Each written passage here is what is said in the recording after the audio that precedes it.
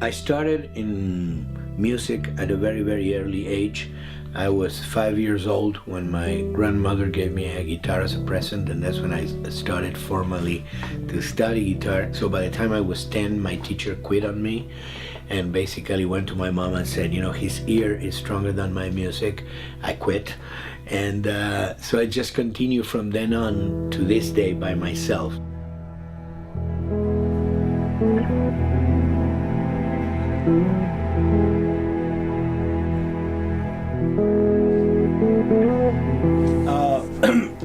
I mean, we could add just a little bit, you know, very subtle, but downfall sometimes at the end of the phrase in the fall, in the flute.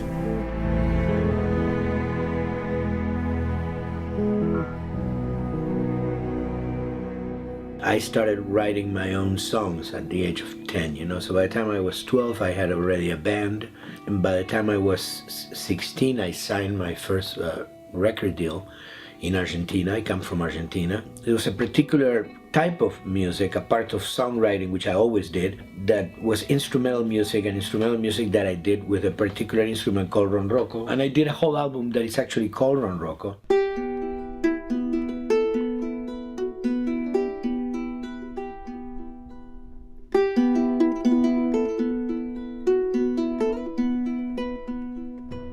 One day I got a phone call from Michael Mann's office that wanted to use one of the pieces in the album for his movie The Insider, for Russell Crowe and Al Pacino.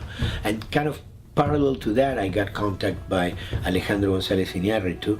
He was doing Amores Perros, so I ended up, you know, doing that. He then introduced me to Walter Salles. I did the Motorcycle Diaries, and suddenly, you know, I was doing music for movies. The film work was really what led Neil to contact me to work on this video game, The Last of Us, which is my first video game.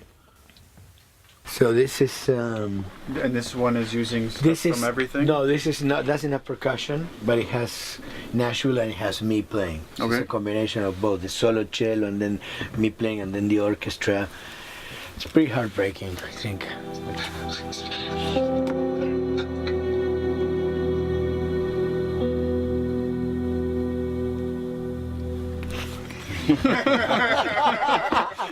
Are you crying yet? That's pretty awesome. The most important thing that makes The Last of Us what it is that it's a very different project than other projects, with more emotional content, with more emotional connection between the players and the characters, more identification. I think probably that led them to think of somebody like me to do the music and not a more conventional composer.